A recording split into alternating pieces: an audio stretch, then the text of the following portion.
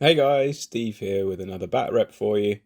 This time I played against Tebow with his Shae list, and I played LUKAS, and these are what the lists are. I'm currently enjoying LUKAS in Prima Materia, a la Juris from the Discord, and that's LUKAS with Alice, 1 Liberator, 2 Vindicators, 2 Railless Interceptors, Prospero with a Suppressor, 1 Ascendant Mentalist, 2 Death Archons, and 1 Crucible Guard Mechanic. And Tebow's Shae list was Shae and Talion Charter.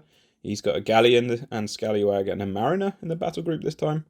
He's got the 3 Powder Monkeys. He's got a Swamp Gobber, River Raider with Malvin and Mayhem.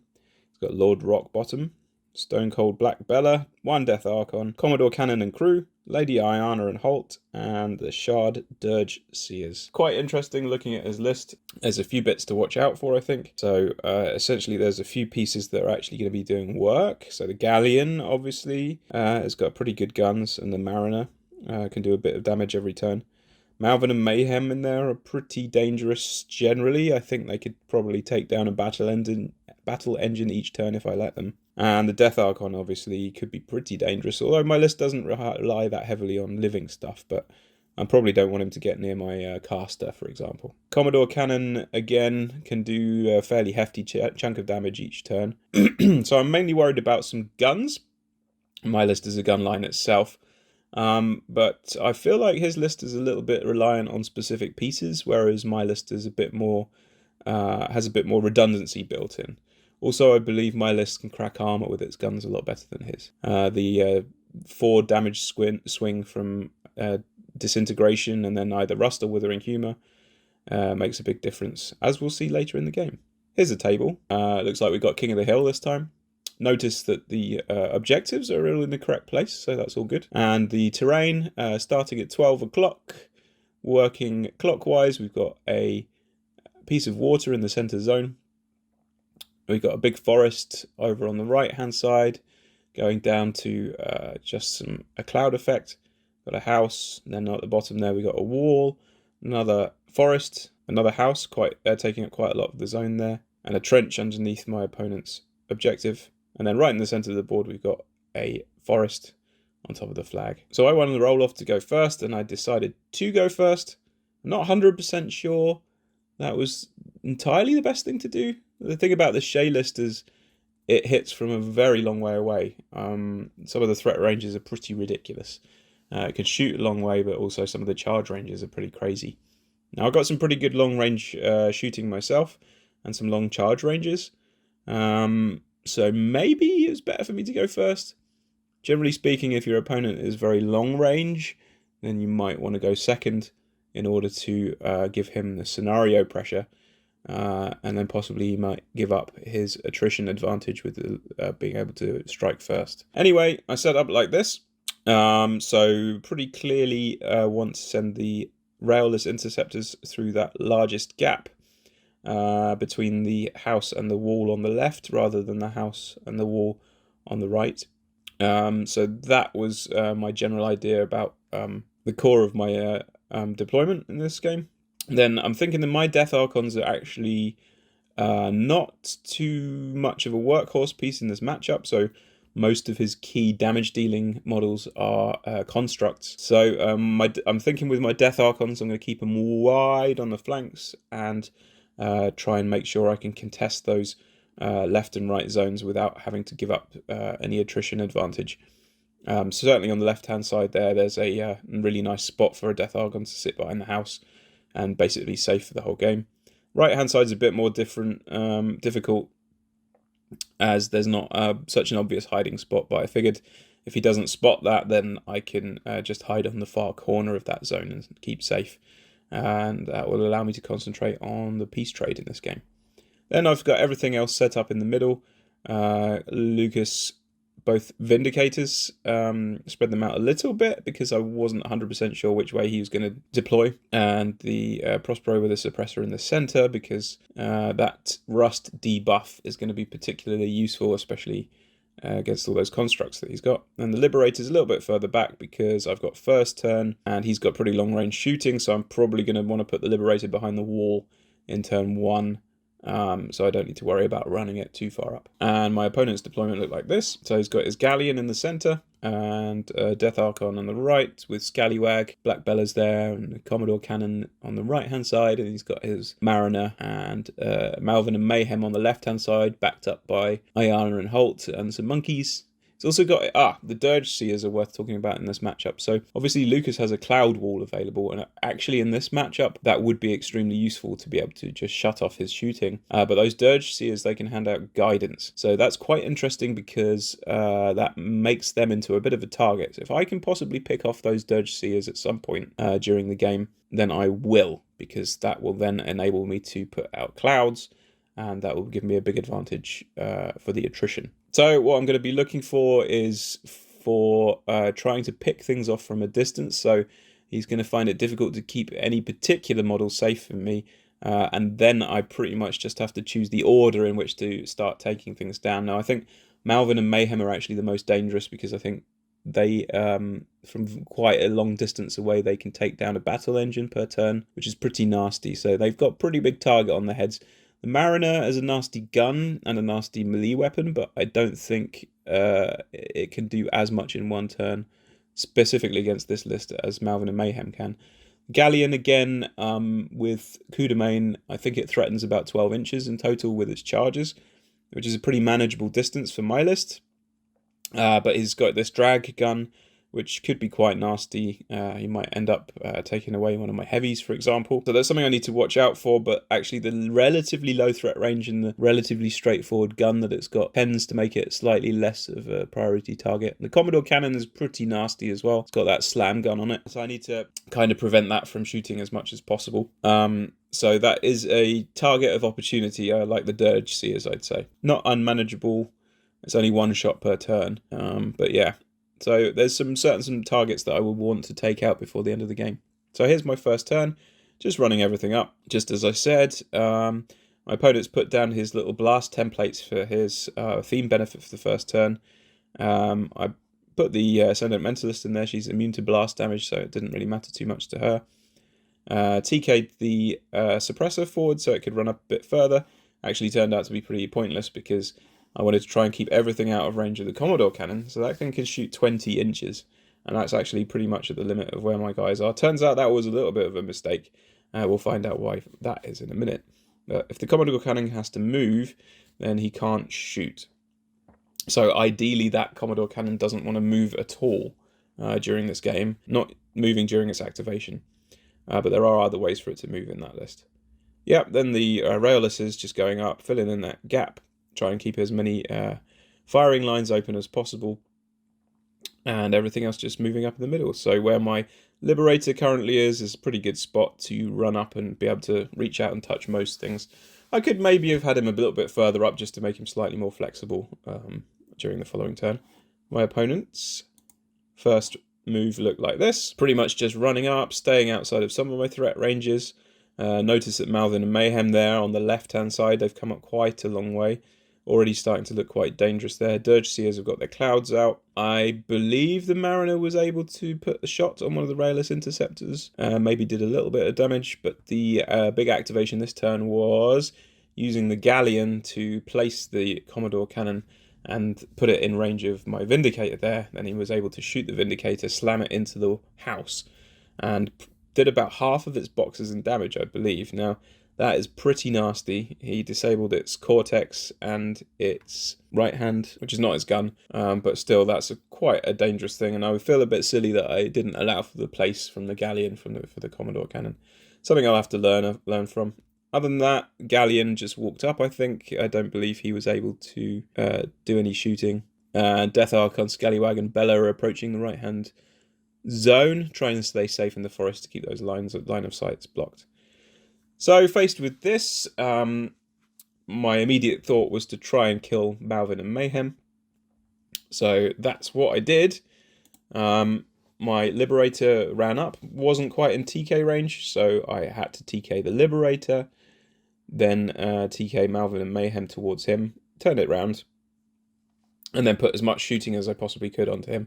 Now, I wanted to save one blast template for the Mariner, because it had the Gobber and one of the Powder Monkeys and one of the Dirge Seers within the 4-inch blast template of the Mariner. So because I wanted to definitely put that on the Mariner to try and take out some of his solos. Unfortunately, I left Malvern and Mayhem on one box. I think maybe his right arm was the only thing that remained uncrippled. So it was pretty catastrophic damage for Malvern and Mayhem. I don't think he has any way of easily repairing it. So it's all but taken out of the game, but still alive. It's on fire. It's in a scather. Yeah. So pretty good damage. I was able to get a disintegrate on him as well, so that helped. And both of the raillesses were able to put lots of sprays and one of the scathers on it. Death Archon moved up into that spot I was talking about earlier in the left-hand zone. In the right-hand zone, I was found that if I put the Death Archon up there, I think it would be pretty likely that at least the Scallywag and possibly the other Death Archon might be able to charge it in the following turn, because the feat is a pretty good threat extender. So rather than do that, I put my mechanic in the zone to at least make one or two of his models come out of the zone onto the zone, and them to then be chargeable for the Death Archon, who's hiding behind the house there on the following turn. The blast on the Mariner that I was talking about earlier did manage to take out the Gobber and the Powder Monkey. I think the Powder Monkey landed on top of the Liberator and did a little damage.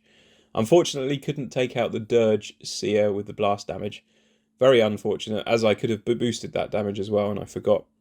That would have been quite a useful thing to remove, but that's how it goes. The LUKAS also put out one cloud on the right-hand side of the forest there to give the Suppressor somewhere to hide, and the Vindicator moved away from the house. He didn't want to get set up for another slam, so he moved away and tried to hide behind the cloud as well. So that cloud was quite interesting, so he might be able to put some guidance down on some targets to be able to see through that, but hopefully it won't be as disastrous as it was in the last turn. And I don't think the Vindicators actually were able to do any shooting.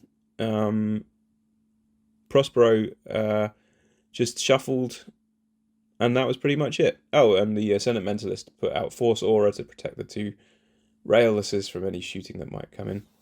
So my opponent's next turn looked like this. So Malvern and Mayhem are actually behind the house now. Still only on one box, so I don't think they did very much on this turn. Other than that, there was a bit of chip damage from some of the guns. And my opponent managed to put guidance on the Commodore cannon and one of its crew, which enabled it to put a shot through the cloud, and he chose to shoot Prospero, actually, and actually did some pretty good damage, knocked him down and slammed him over the top of Alice. So Alice got converted into Big Alice. Slightly unfortunate, but in this matchup, after LUKAS has started to build up his juice tokens, then getting cheaper spells isn't quite so important. Prospero was luckily camping some focus, otherwise the damage would have killed him. He's left on 3 boxes, and both of them are knocked down. Over on the right-hand side, the Scallywag decided to charge my mechanic, and exactly as predicted, which was fine, but that means he will be scoring that zone on this turn. Other than that, I think the Mariner and the Galleon just did some chip damage, maybe on the Railers interceptors here and there. Oh, and the Galleon very clearly shot and killed the Liberator. So my Arc Node is gone, but this was a price I was willing to pay for taking Malvern and Mayhem out of the game. I think it was definitely worth it, and it was something I was aware that if I put my Liberator in front of his army, then yeah, he has to kill it basically. So that happened, and I was at peace with that.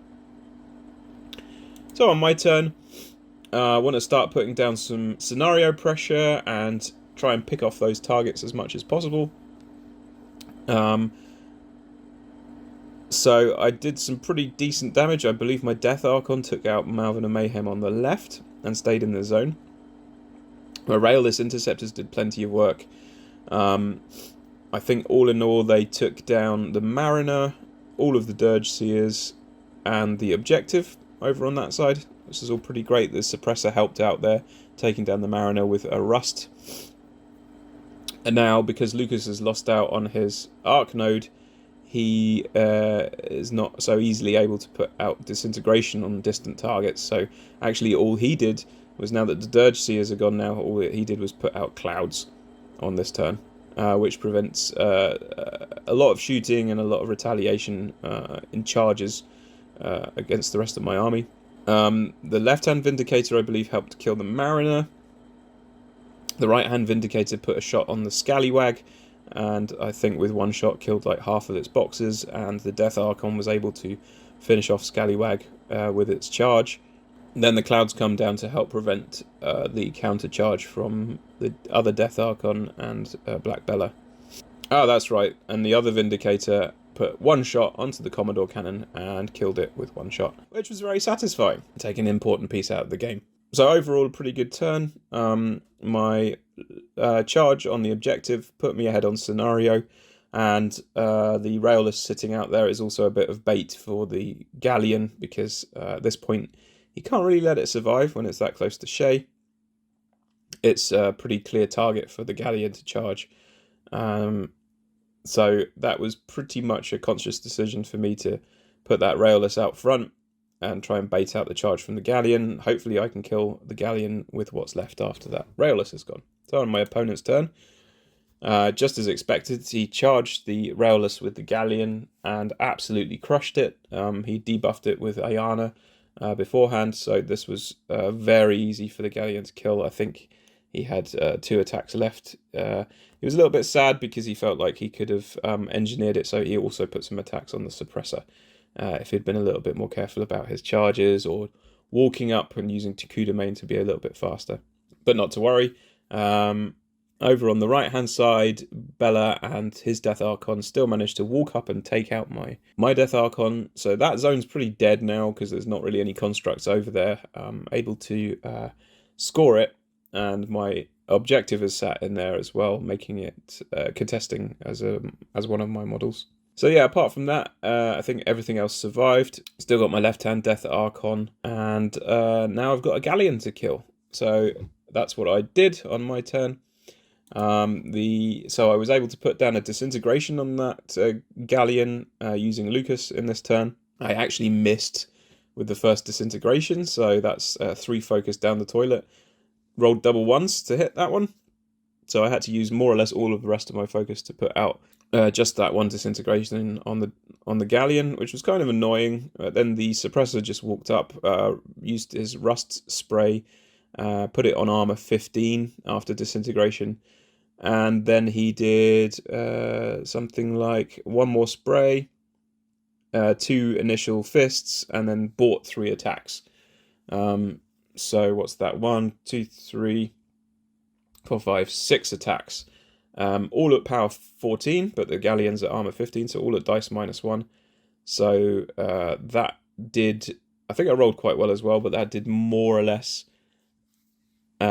something like 3/4 of all of the boxes on the galleon all in one go. Also, the Ascendant Mentalist was able to charge it and do some significant boxes because it was such low armor at that point. And I believe the Death Archon came in and finished it off. And at that point, I'm running pretty low on clock. Pretty much left the right-hand side alone because there's not really anything happening over there. I don't feel that there's any need to approach that side because there's not really any chance of my opponent scoring on that side. Alice moved into the center in order to score the flag and just generally help me tick up on points a little bit more. If I'd been a bit more switched on, I probably could have tried to kill Lord Rockbottom and then try to get LUKAS in the zone, but I wasn't so sure that I would kill. I wasn't so confident that I was going to kill the galleon that easily, so it didn't happen. I don't believe my rail was activated in this turn. Yeah, I was pretty low on clock at this point, and so I didn't feel like I needed to do anything special to stay in the game. I'm ahead on points. The attrition is going pretty well. My opponent hasn't got much left on the table, so I think at this point the game is pretty much over, but more of a technicality at this point. So my opponent used the Death Archon and Bella to take out the objective. He also contested my left-hand zone with Ayana and Holt, and the center zone with Lord Rockbottom and the Powder Monkey. Then Shae, I believe, was running over to the right-hand zone where it's a little bit less dangerous for him and a chance to score over there because I'm not contesting with anything. So that would be something for the following turn. I believe I've got something like 30 seconds left on my clock at this point. But I am, I think, something like 3 points ahead. So I only need to score 2 points in that 30 seconds in order to close out the game. And what that basically meant was charging the Powder Monkey with the Ascendant Mentalist, spraying Lord Rockbottom with the Suppressor, and then Lucas has to run into the zone in order to score and end the game. And that would be my 2 points that I needed. Right-hand zone is not being threatened to score, so I don't need to go over there and contest. Left-hand zone's got Ayana and Holt standing in there. Very killable, but not necessary in order to close out the game. I think I managed to do it in the last second of my clock. I managed to close out the game. The Charging Mentalist actually didn't kill the Powder Monkey. I think she missed to hit. So that was pretty disappointing. Oh, I know what it was. She killed the Powder Monkey with her charge, but then she tried to spray Lord Rockbottom, and that didn't work out. So then Alice had to jump in there and finish off Rockbottom to free up the zone. That's how that went. It looks like I forgot to actually put Lucas in the zone, but that would have been just more of a formality at this point. So yeah, so a pretty good game, nice and fun. And yeah, I think it's pretty favoured for Lucas, I believe, because Lucas can pretty much pick something that is a very long way away and kill it, pretty much regardless of what kind of thing it is. I think it would have to be like a heavily buffed Colossal or something like that to make it hard enough for the list to kill. And he can fish using TK, he can get things out into the open, and using very long threat ranges, he can put those debuffs down and do loads and loads of boostable, relatively high-powered shooting. And quite a lot of that is sprays. So yeah, it seems to be a pretty good list for a certain type of a list. So in the meta that is generally focused on relatively high-value targets, then this is a really great list to counter that. Not sure how it would be into other lists. I mean, it does have quite a lot of crowd control with the 2 Rayless Interceptors, the Suppressor, loads of AoEs from the Vindicators. It's got the 2 Death Archons as well. So actually it's got and the spray from the Ascendant Mentalist. So it's got quite a lot of chops into large numbers of models. At some point I'd like to try it into Madrak 3 again, because that's a really great litmus test for whether or not a list can last against a really chewy opponent.